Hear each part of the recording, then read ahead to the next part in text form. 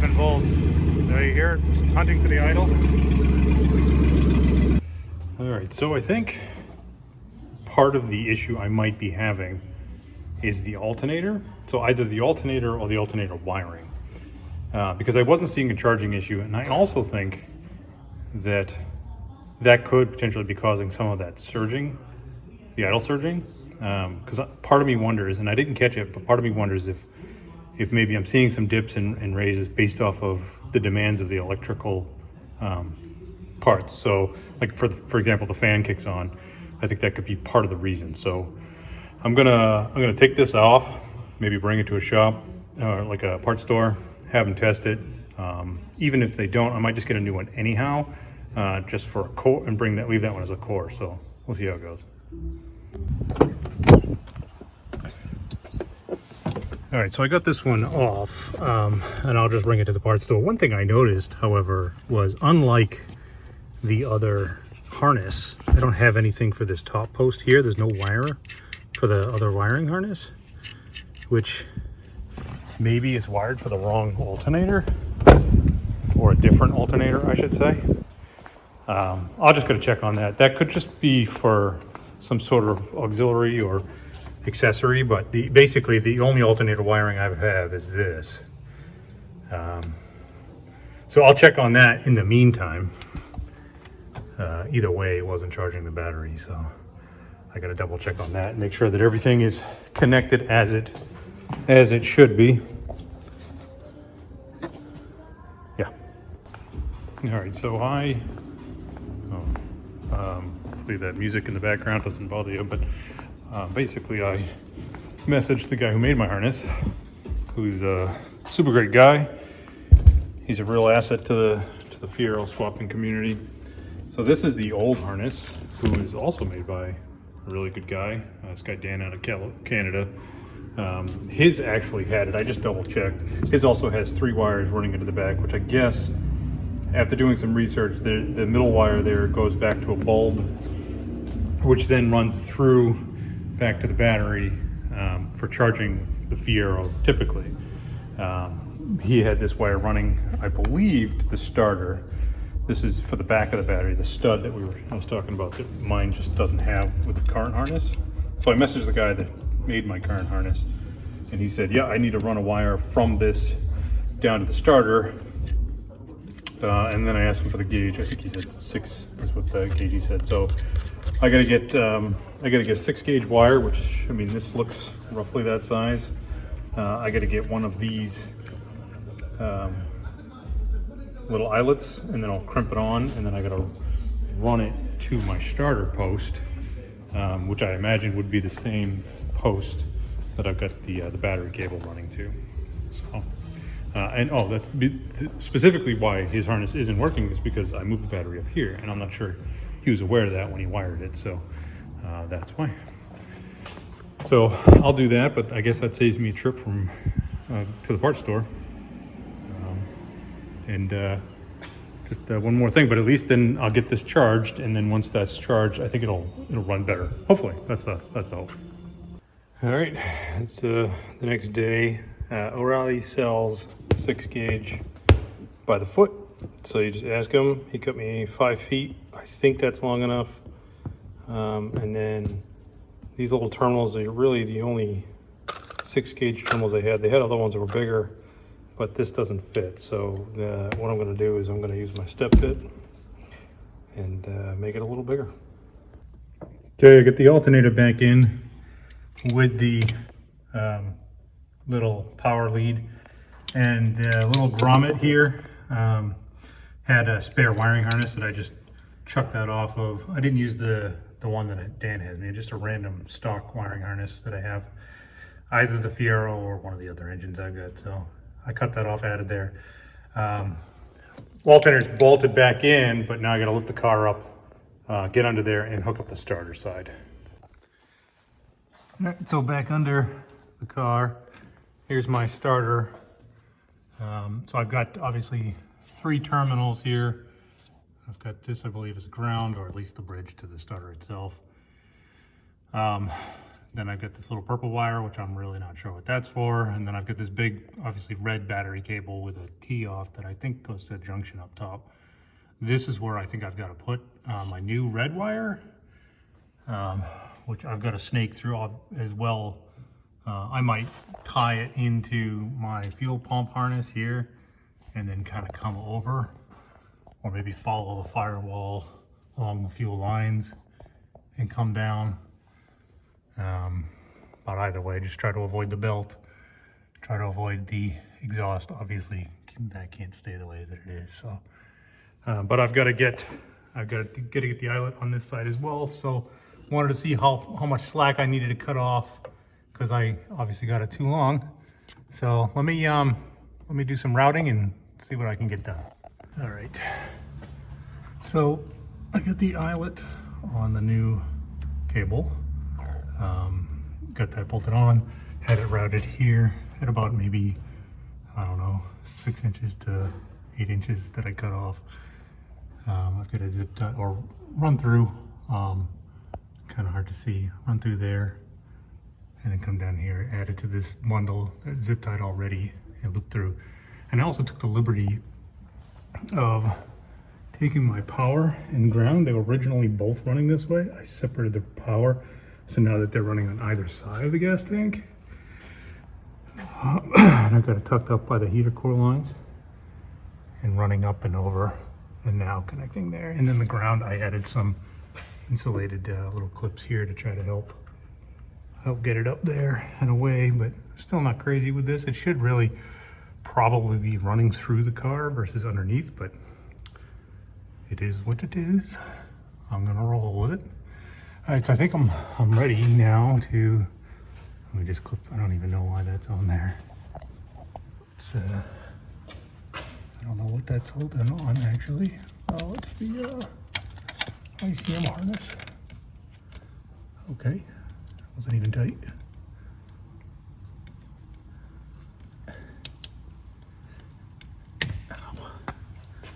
Okay.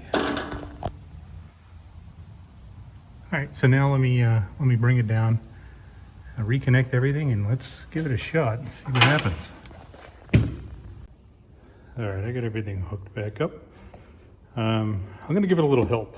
I think this battery, as you can see, is a few years old at this point, 6 years. It's been cycled a bunch of different times. So I had the trickle charger on there, and my voltmeter was only saying 11. Let's say 12.8, but I think that might be the juice that's running through this, not that. However, what this will give me is once the car's running, we'll be able to see how much is running here, and hopefully this is between 13, 14, so then we know that the work we just did actually helps that. Here's hoping this thing starts.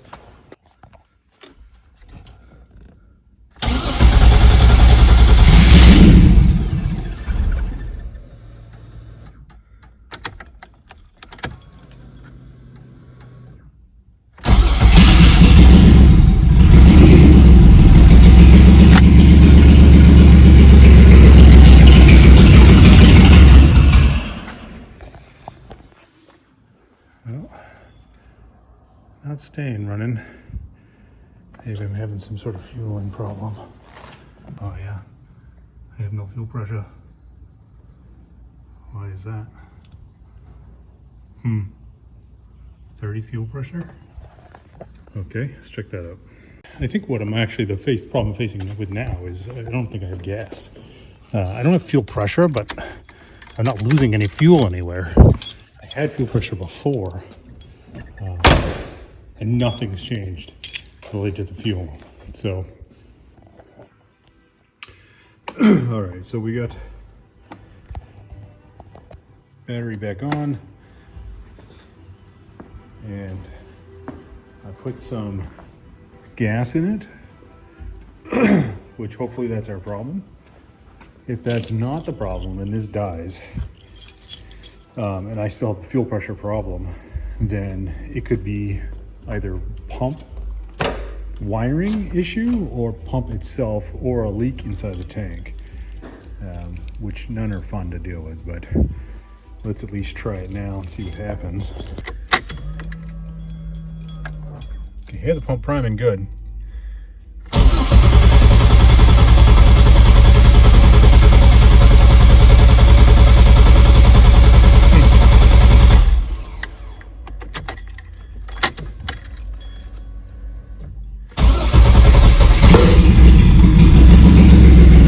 There she goes, the backfire.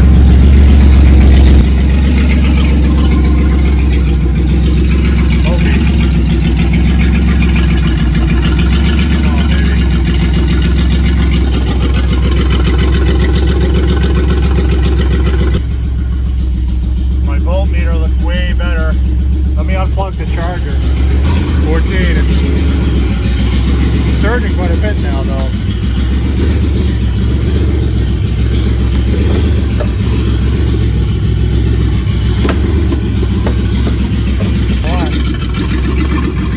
But it is running, so I might have just been out of gas.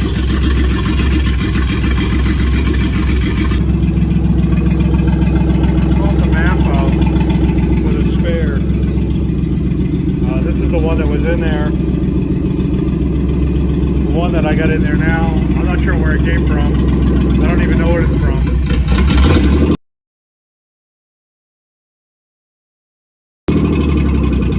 Obviously having issues hunting for an idle like that. I think the fuel pressure might actually be too high.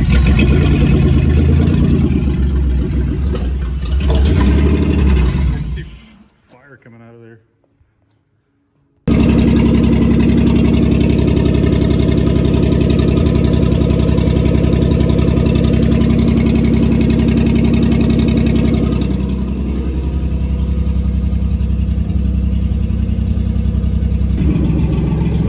So I changed out this sensor here. It's IAC sensor in the throttle body.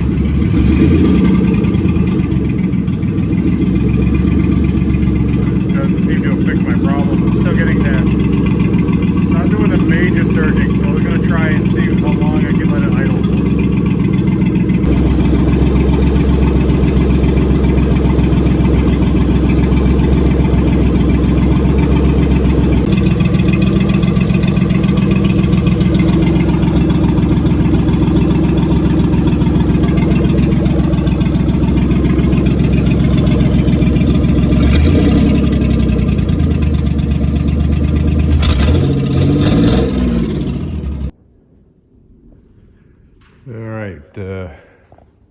It's now Monday. I actually have been battling cold, but I still got some work done on the car. So I've got it running better. So I'm still fighting a little bit of a idle hunt. It's not nearly as bad as it was, and I think I changed a bunch of different stuff. I've been struggling with this thing all weekend, and I apologize for the videos. Just constantly all you're seeing is the engine running and nothing really. It doesn't seem like there's been much change there, but so you know, to kind of recap some of the stuff that I've done, I changed the MAF out because I thought maybe the MAF was the problem. I have another one on the shelf, but I don't know what it's from. This one definitely operates better. This is the one that was on there that I know matches the tables and the PCM that was running before. I changed the IAC out because when I unplugged the IAC, it didn't have the stumble, but it was idling at about 1,000 RPM versus or maybe slightly higher than that. So I did change that one out for one that I had on the shelf. This is the one that was there. As you can see, it's pretty gunked up. I don't know if that was part of the problem, but you know, even once I added the new one back in, I still had that idle hunt issue. I messed around a lot with the fuel pressure regulator, kind of increasing pressure, lowering pressure, trying to find the sweet spot. It didn't seem to really do anything. I vacuum checked this thing at least 3 times with the machine, without the machine, spraying every single injector hole, every vacuum line I could find. I smoke tested the brake booster. I could not find a single vacuum leak in this whole thing. So I'm pretty confident there's no vacuum leak here causing my issue.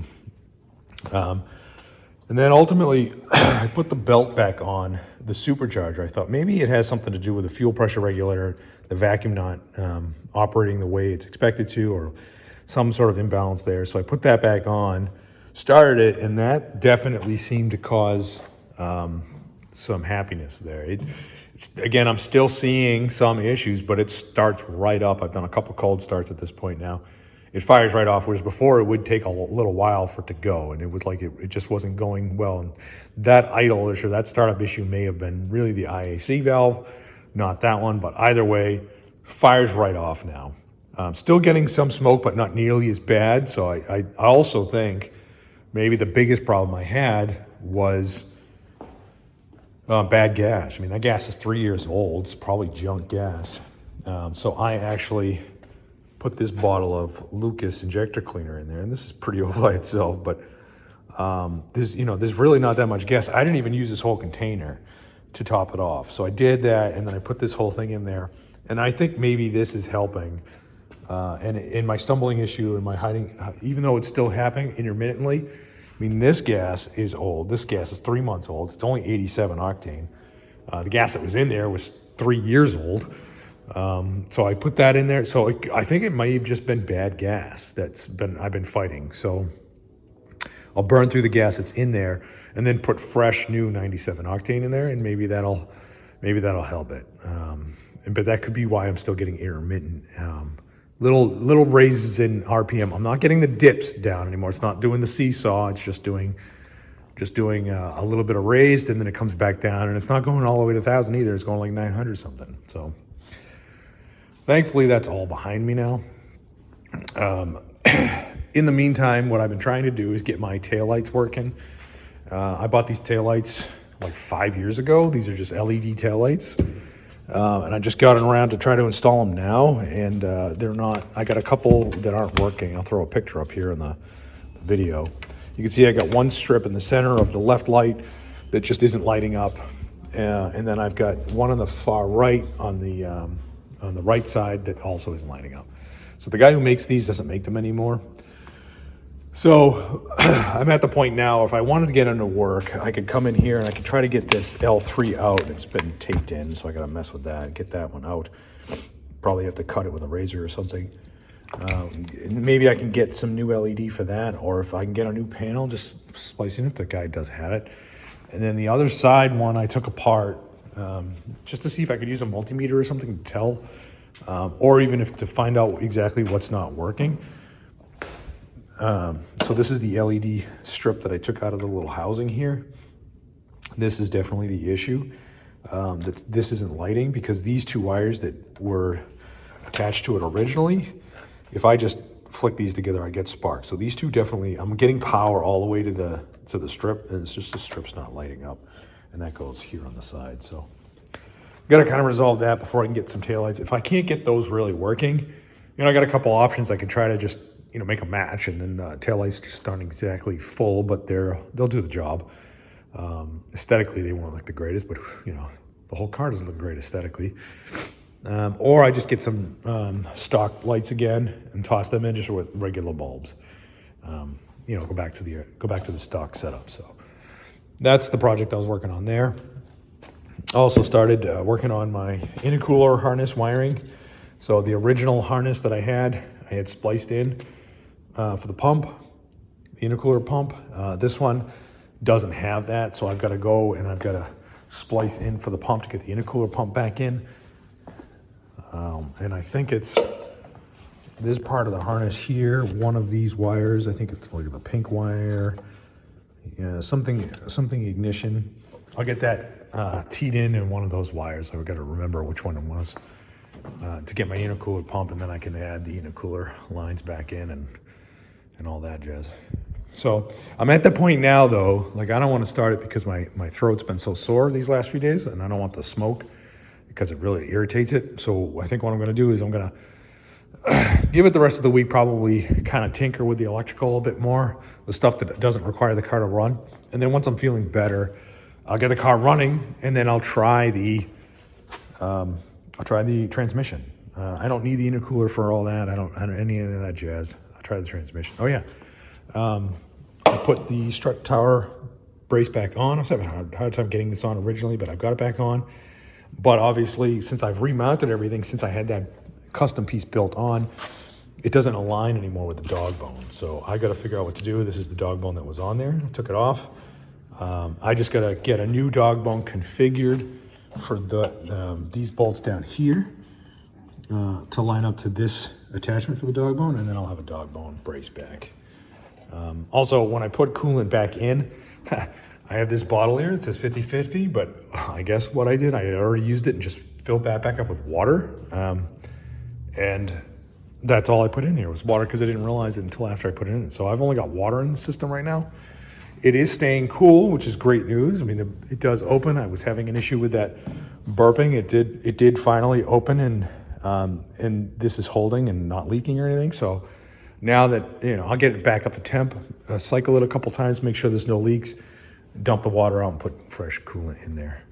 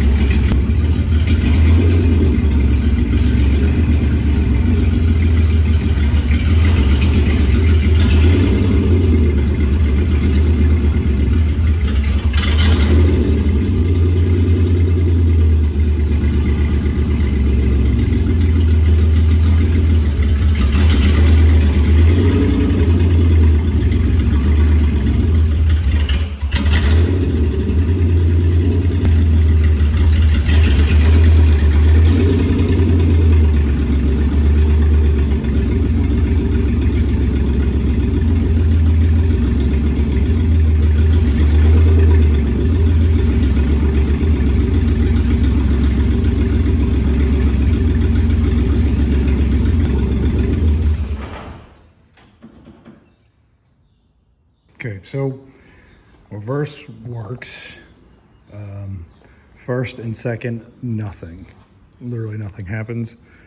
Put it in third and then it stalled. So, I mean, that seems like I've got third and reverse, but I don't have first and second. Not exactly sure what that means. It's not great news. But I don't think it's a clutch issue. The clutch is engaging. And that makes sense to me that, it would be consistent across all gears for the clutch.